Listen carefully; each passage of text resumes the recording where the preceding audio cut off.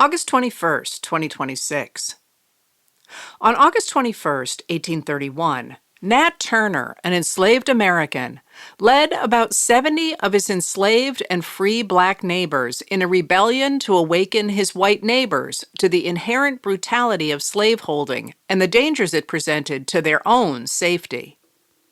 Turner and his friends traveled from house to house in their neighborhood in Southampton County, Virginia, freeing enslaved people and murdering about 60 of the white men, women, and children they encountered.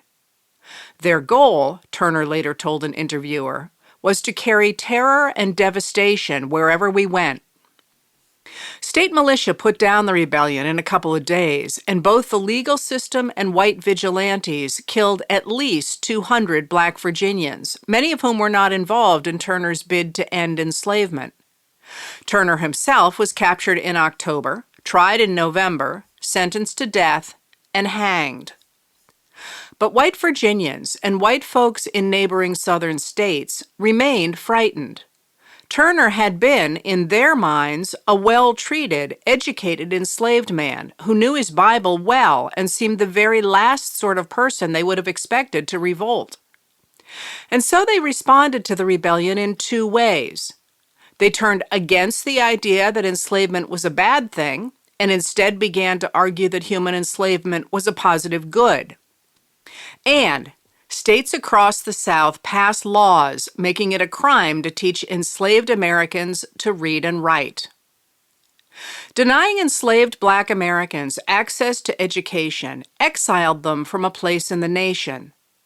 The framers had quite explicitly organized the United States not on the principles of religion or tradition, but rather on the principles of the Enlightenment. The idea that, by applying knowledge and reasoning to the natural world, men could figure out the best way to order society.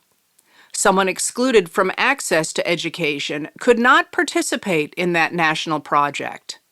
Instead, that person was read out of society, doomed to be controlled by leaders who marshaled religion and propaganda to defend their dominance. In 1858, Senator James Henry Hammond of South Carolina explained that society needed a class to do the menial duties, to perform the drudgery of life. That is, a class requiring but a low order of intellect and but little skill. But when they organized in the 1850s to push back against the efforts of elite enslavers like Hammond to take over the national government, members of the fledgling Republican Party recognized the importance of education. In 1859, Illinois lawyer Abraham Lincoln explained that those who adhered to Hammond's mudsill theory assumed that labor and education are incompatible, and any practical combination of them impossible. According to that theory, the education of laborers is not only useless, but pernicious and dangerous. Lincoln argued that workers were not simply drudges, but rather were the heart of the economy. The prudent, penniless beginner in the world labors for wages a while, saves a surplus with which to buy tools or land for himself, then labors on his own account another while, and at length hires another new beginner to help him. He tied the political vision of the framers to this economic vision. In order to prosper, he argued, men needed book learning, and he called for universal education. An educated community, he said, will be alike independent of crowned kings, money kings, and land kings. When they were in control of the federal government in the 1860s, Republicans passed the Land Grant College Act, funding public universities so that men without wealthy fathers might have access to higher education. In the aftermath of the Civil War, Republicans also tried to use the federal government to fund public schools for poor black and white Americans, apportioning money according to illiteracy rates. But President Andrew Johnson vetoed that bill on the grounds that the federal government had no business messing with education. That process, he said, belonged to the states, which for the next century denied Black people equal access to schools, excluding them from full participation in American society and condemning them to menial labor. Then, in 1954, after decades of pressure from Black and brown Americans for equal access to public schools, the Supreme Court, under Chief Justice Earl Warren, a former Republican governor of California, unanimously agreed that separate schools were inherently unequal and thus unconstitutional. Immediately, white Southern lawmakers launched a campaign of what they called massive resistance to integration. Some Virginia counties closed their public schools. Others took funds from integrated public schools and used a grant system to redistribute those funds to segregated private schools. Within years, these segregation academies would dovetail neatly with the religious schools organized after the 1962 Engel v. Vitale decision, in which the Supreme Court struck down state-mandated prayer in public schools, and the 1963 Abingdon School District v. Schempp decision prohibiting teachers from leading students in prayer and Bible reading. The Supreme Court decisions against prayer in schools reinforced the idea that the government opposed family values, and fundamentalists pulled their children out of public schools and created alternative religious schools. Fundamentalist leader Jerry Falwell began to suggest that public schools should be abolished entirely. Both of these developments provided constituents for Ronald Reagan's rise to political power, with a message that public employees had gotten too powerful and that public enterprises should be privatized. After Reagan's election, his Secretary of Education commissioned a study of the nation's public schools, starting with the conviction that there was a widespread public perception that something is seriously remiss in our educational system. The resulting report, titled A Nation at Risk, announced that the educational foundations of our society are presently being eroded by a rising tide of mediocrity that threatens our very future as a nation and a people. Although a later study, commissioned in 1990 by the Secretary of Energy, found the data in the original report did not support the report's conclusions, Reagan nonetheless used it to justify school privatization.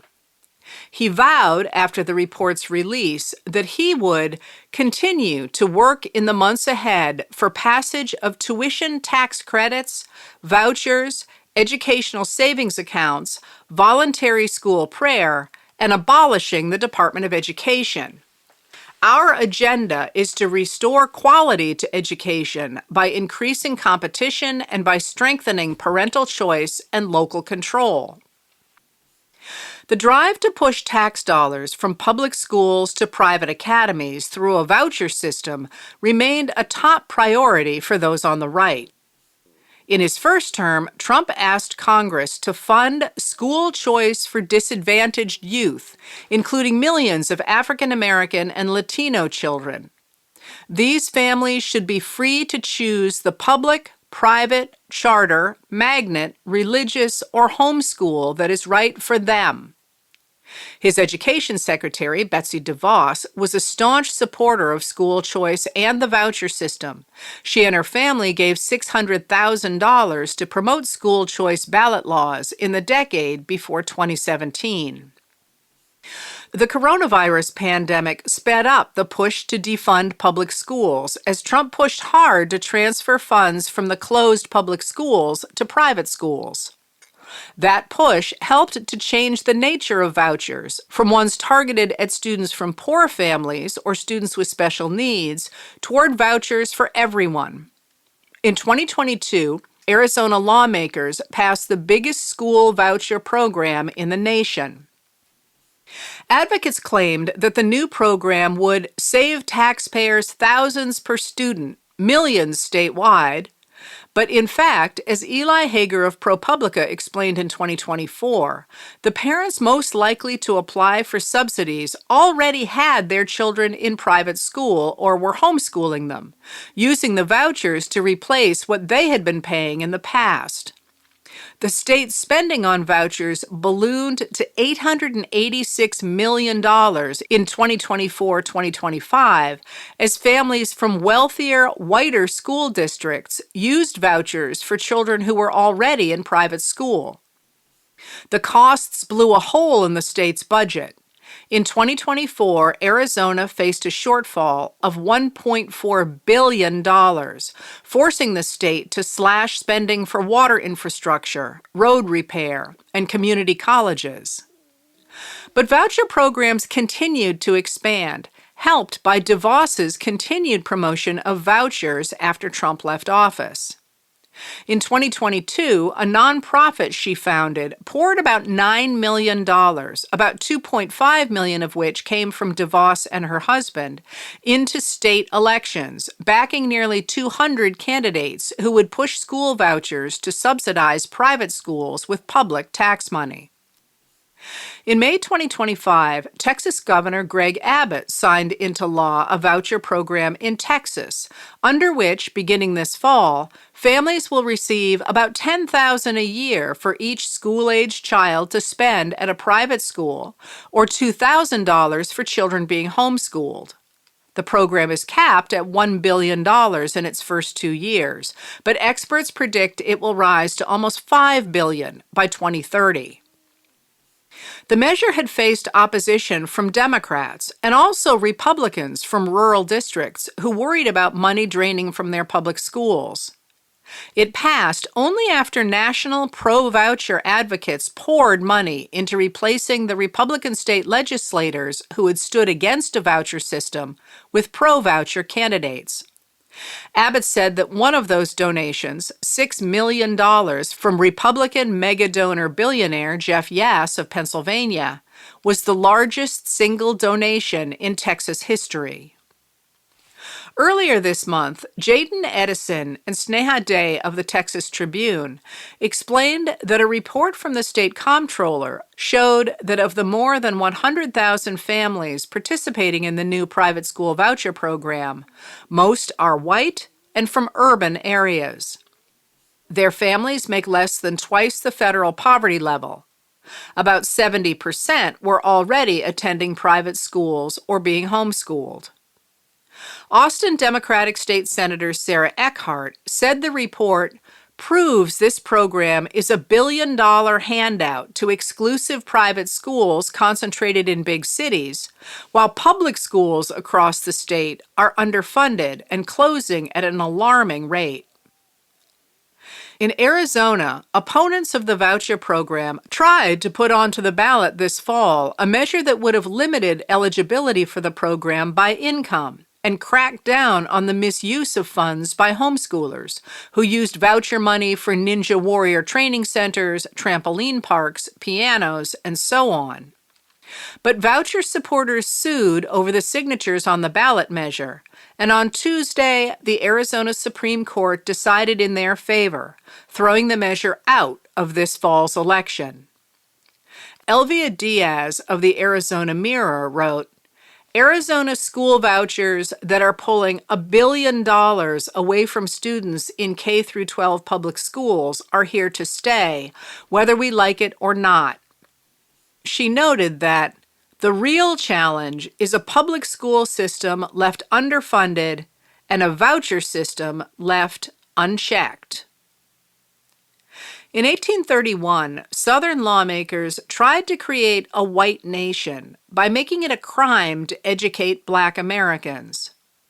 In 2026, the intent to exclude certain Americans from participation in the Enlightenment principles that undergird the nation remains the same, only less explicit.